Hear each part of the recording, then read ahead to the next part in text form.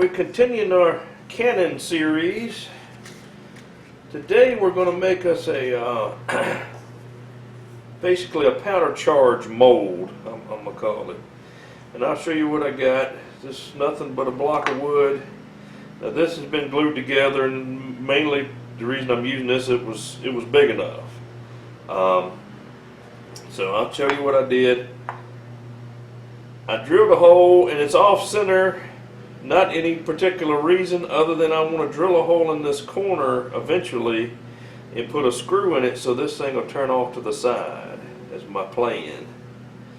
And so I drilled it off center slightly, leaving me more meat on this corner so I can put my screw in there.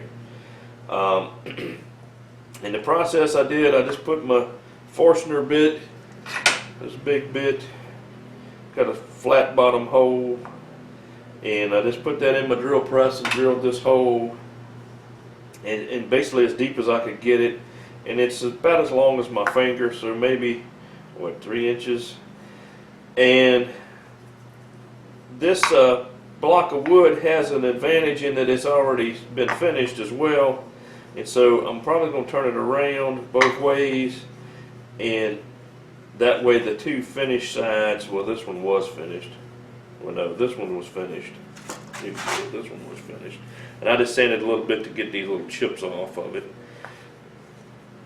But I'm going to turn it around so it'll be smooth when it operates. And it's already got chamfered corners and everything. We'll chamfer the rest of it. And this block doesn't have to be this thick, but since it's that thick, that'll be good for a nice long screw to put in there to be strong. When I'm using my drill bit to make it as long as I could, I had to stop in the middle and raise my table. Well, when you do that, it doesn't make the inside exactly smooth. It's kind of a bump in there. So what I'm going to do is I've got our sandpaper that we used prior on our wheels of the cannon, and we're going to run this up and down in here and smooth this inside out. Smooth the inside of our mold out. Also, I'm going to choose a side. I think it was drilled this direction, and so the bottom of it is a little more tighter than the top.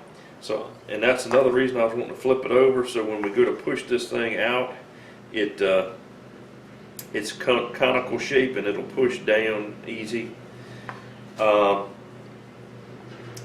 Just slightly, but I'm going to smooth out that.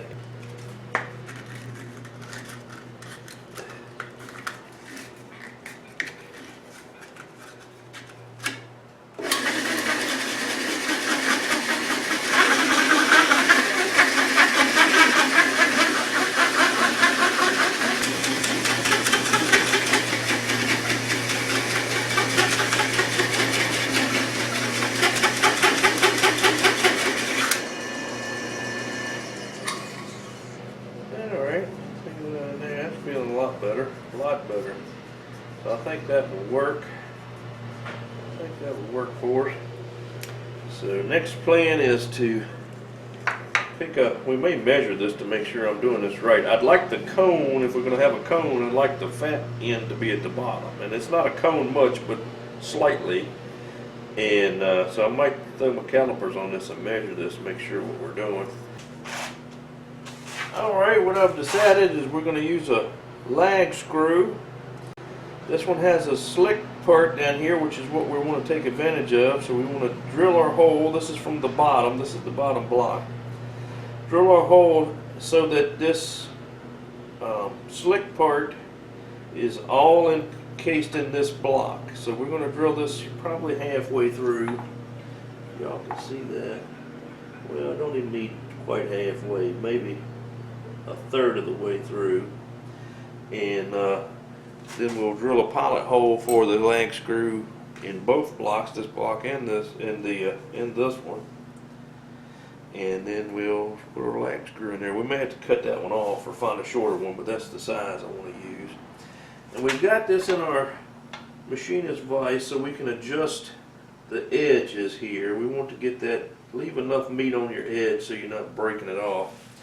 Well, we got to be over that way right much because we don't want to drill into our other, when we put our lag screw in this, we don't want to drill into our other hole.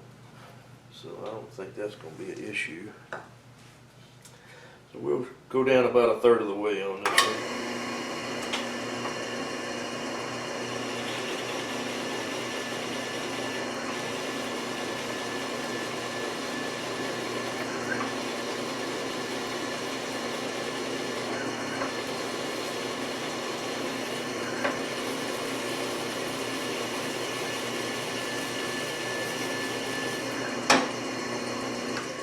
Clear some of these chips so I can see what I'm doing.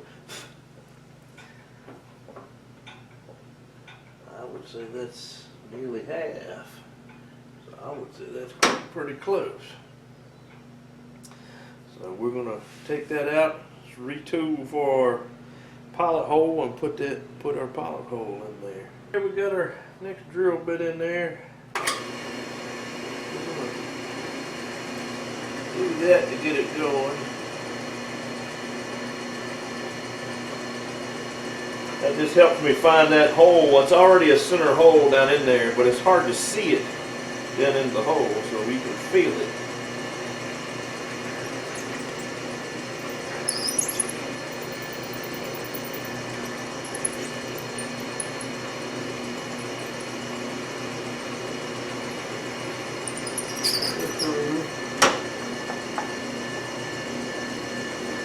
Through the hole and kept it in the center. Okay, now I'm going to take these blocks and put them in a vise or a clamp or something that's going to hold them the same. And I'm going to take this same drill bit and drill through this with a hand drill and get me started in this block so I can see where it should be so the edges line up. So that's the next step. Alright, we've got a couple clamps on this thing. We're just going to leave it in the drill press. That'll get us good and straight at least. And we'll get it back down in the hole. I have to back up my table here.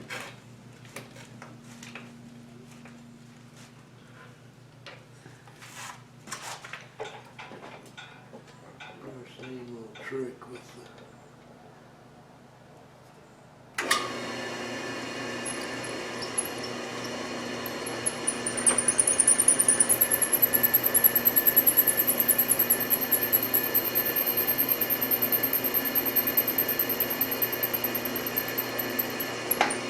go down as far as we can.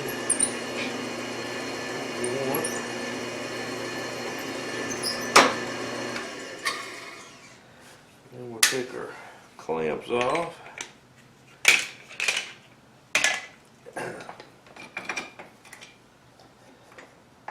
Get rid of this one.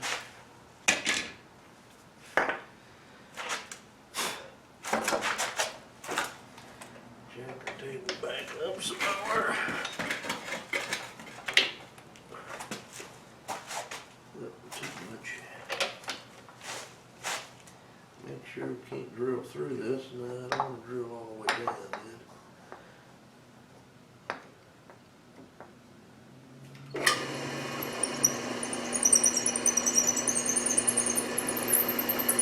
I don't want to quite go all the way to the bottom of this.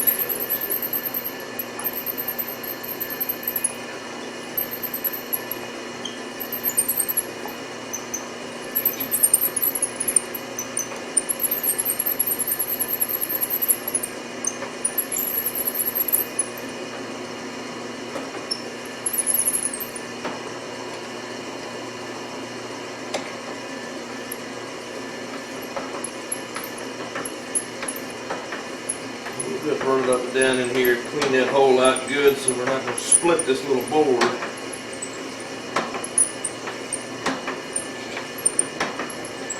We drilled that next size larger, and that allows our threads to go through here too. Really didn't need that to make this work, but I think it'll be easier to put it together. And so this is not going to, it's going to spin easily. Now our next thing is our bolt's a little bit too long, so I'm going to look for a shorter one, but we may just cut this one off. I don't think that'll be an issue. Just cut it off, and we may grind us a little taper on there like they've got here or something. But we'll just get it to where it'll start in the hole and screw down in there. I don't think that'll be an issue. But yeah, this is working good. All right, I've cut my bolt off, running on the grinder a little bit just to point the end so it's not blunt. Basically, it'll make it start easier. I took it and put it in here just a little bit, get it to start. And the right way helps. Get it to start in this hole some. Make sure the hole's okay. And then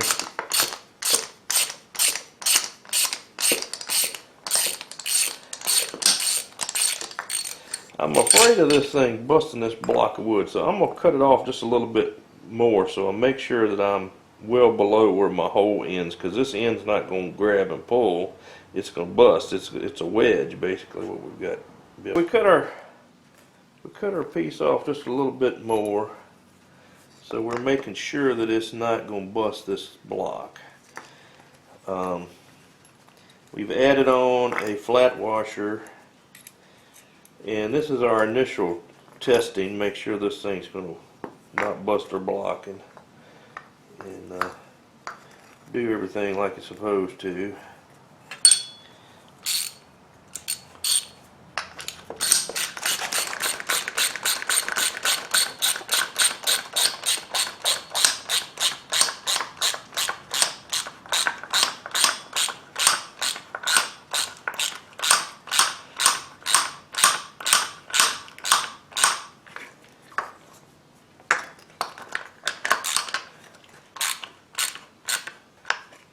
Alright, that's getting pretty close to tight.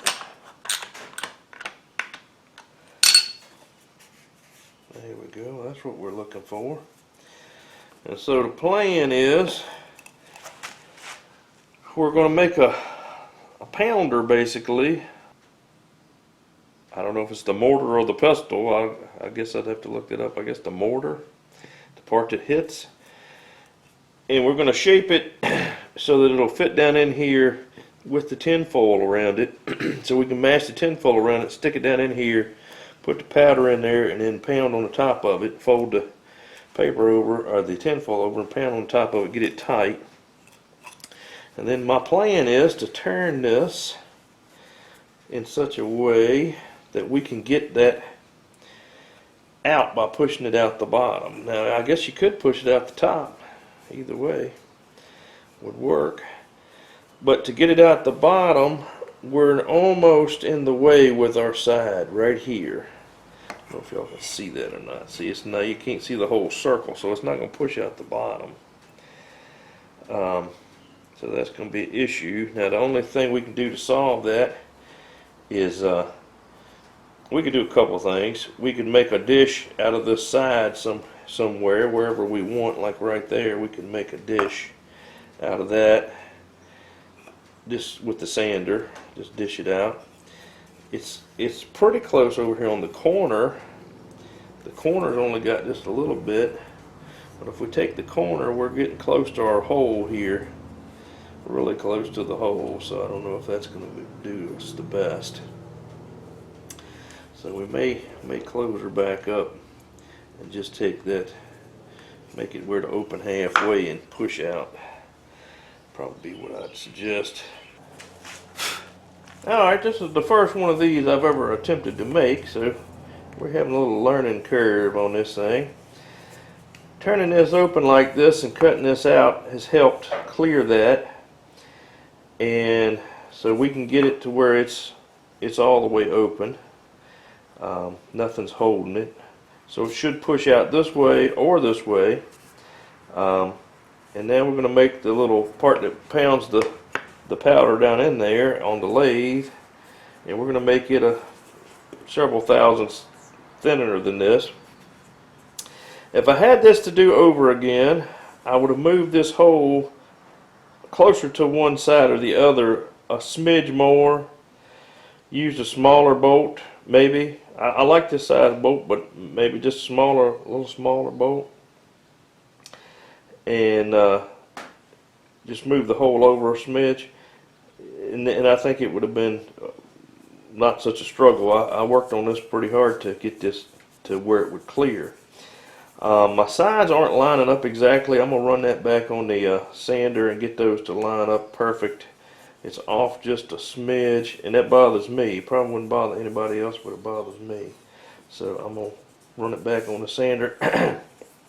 But this portion of it's pretty much done, other than spraying a little clear coat on it. But I think that will do, and that gives you plenty to hold on to while you're pounding the powder down in there. And like I said, not sure on the size of the how many ounces that will hold, but I don't know. That's at least 2 ounces. I don't know how many he wants to hold. Like I said, if these are too small, put 2 of them in there. I think that will be your, solution to that. Put one in and ram it, put another one in and ram it.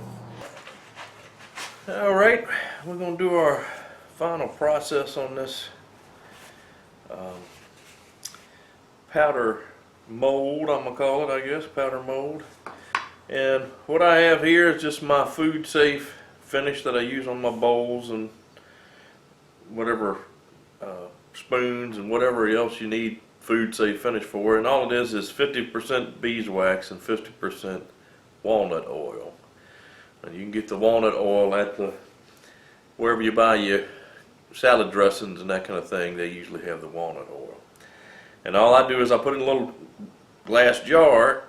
Now you got to have the lid off, but basically I shave up the beeswax, pure beeswax, just grate it up and basically fill up my jar with the beeswax, and then I dump the walnut oil in on top of it, and then I microwave it for 30 seconds or a minute or so, wherever it'll melt, and stir it up, and that's what you get.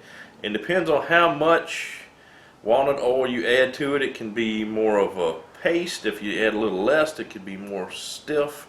Add a little more, and it gets more of a salve type of consistency. So this here is kind of in the middle, not quite the stiffest I've ever made, but not quite salve either. So we're going to apply this, and the reason I'm using this has nothing to do with us eating this, but this adds some protection to this item and allows it to smooth. That's what we're after. We're wanting it to be slick, basically. So the walnut oil will add to that. The beeswax kind of seals off the wood, and the walnut oil will add a little bit of coating to it that'll make it slick. And you can add to it. It's not like polyurethane or something that'll get sticky and gum over. And for the first several uses of this, I'm going to suggest to the gentleman that's requesting this to coat this down with either walnut oil or olive oil or some kind of, not motor oil, but some kind of oil inside here, so this thing will be slick and you can push out your powder. And we're going to attempt to make one of these powder things to see if it works. I don't have gunpowder there, so we're going to have to use something else. But basically I want this all over the bottom and the top of this one. The 2 parts that meet is all I'm putting this on. The rest of it has polyurethane clear finish on it. But I want this on the parts that actually move against each other, because this will soak into the wood and allow it to do what it's got to do. All right, we've got our powder charge mold, for lack of a better term, finished up here. Got him sitting on our anvil. And hopefully y'all watched us build this thing. And basically we just drilled a hole down through here, cut this block off, drilled a hole on this end, put the lag screw through. Notch just had a little hole here so that it would clear when we push it all the way through. And you could have adjusted your screw and not had to done that part, but anyway, that's what we got. And we put some finish on it. We've turned this little plunger or handle or whatever you want to call this, but this has another job too, in that it is going to be our starting point for this process too. So we're going to take this, we're going to roll this up, keeping this end, have a little bit at that end, and we're going to roll this up fairly smoothly, we say, and make that crease down good and tight. And then we're going to push this end down.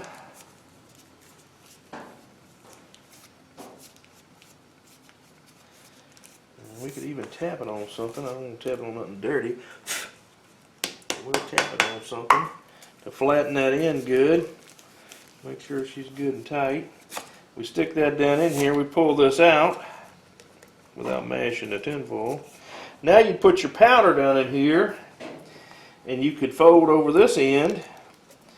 In a couple of practice times, you'd figure out how much paper to have. You'd fold over that end, and then we can turn this over and we can beat that down as tight as we want to beat it.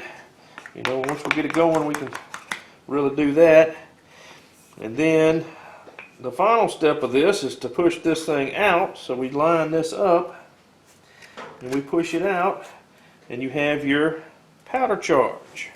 And then that would fit into your cannon, and you take your ram that we showed you in the other video how to make, and you'd ram this in there, and it would squish it down and make it expand is the idea, and you pack it in there real good, and so there's no gaps around it.